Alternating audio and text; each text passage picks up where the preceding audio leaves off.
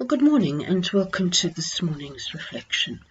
Today we're going to be allowing Jesus to speak to us about temptation through inviting us into that scene in the desert where he faced some of his most difficult temptations.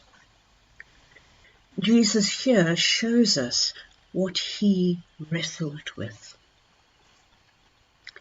In our growing desire to know him, in our deepening affection for him, in this powerful attraction to being with him on his mission, we are drawn to understand his struggles. As he reveals to us the depths of his inner process to be free, to do God's will, we see that Jesus knows us in our growing desire to be free.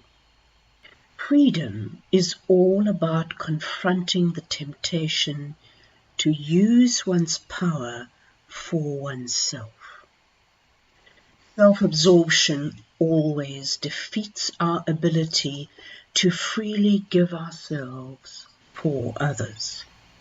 The Gospels tell us Jesus knew this temptation. He learned to depend on God's word for his nourishment. Then he was free to be broken and given as food for all of us.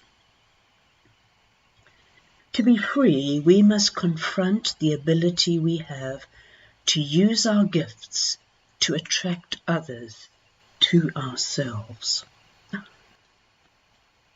It is a tragedy to be gifted and manipulative. Our inner self becomes hollow when we desire only attention, affirmation, to be liked, to be accepted.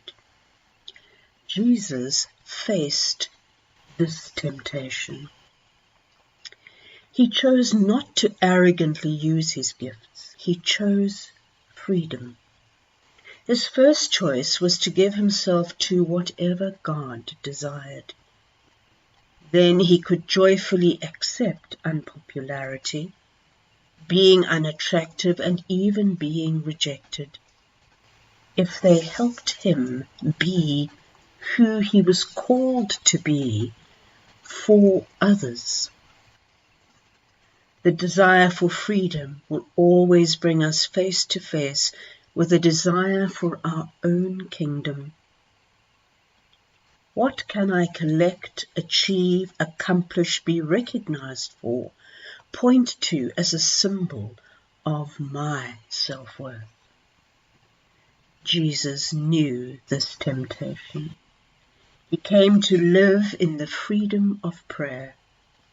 The kingdom, the power, and the glory are yours now and forever.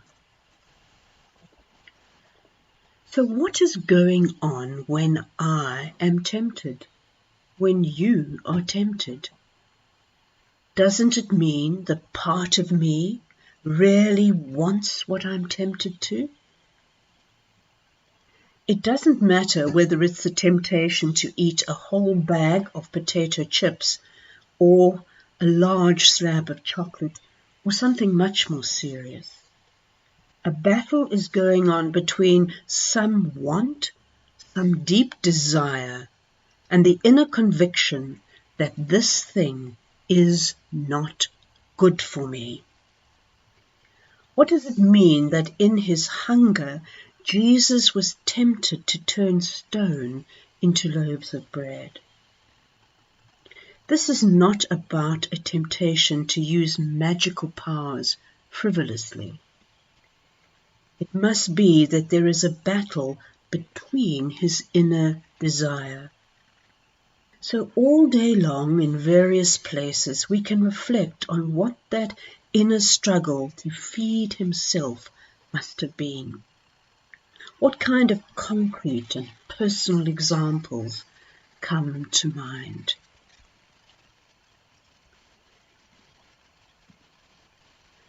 Using our imagination, to picture the scene in which we can witness the temptations for Jesus. I might become a character in that scene and find myself touched, moved with admiration and love at the self-revelation with which He graces us, or graces me. I could do this with each of the temptations. If He was really tempted in every way that I am, then I can learn about His heart and personality by letting the temptations that come up in my daily life give some shape and color to my reflection on His temptations. Then every time I feel tempted to be angry or cynical, manipulative, non-cooperative or dishonest, unjust, indifferent or just selfish, I learn about the heart of Jesus. And so we enter the scene in the desert. And if you would like to read that scene before you do this imagination, please do. We enter the scene to watch and listen ourselves to the attractiveness of the devil's invitation and the simplicity of Jesus' self-acceptance. Jesus does more than reject the temptation. He's more honest because He honestly receives who He is. We are aware of our attractions to riches, to power, and to control. These are all so many ways of trying to find and express our fragile selves. And so we can take this as an opportunity for those of us who want to follow Jesus, the opportunity to experience the rejection of falseness, the falseness of our identities that come from material or social validation. Jesus has listened and believed, and now begins the life of living out His belief in His Father and who He is in His Father's own words. And finally, we breathe a sigh of relief as the tempter moves away, and perhaps we are grateful that Jesus finally makes it. And so we may watch Him resting there alone in the desert, but not unaccompanied. He is beginning to experience the unity between Him and His Father, which does not have to be proved by changing stones into bread. And so we patiently pray today as we watch Jesus turn knowingly toward us, as He invites us to pick up our fragile lives and walk into His future and our own.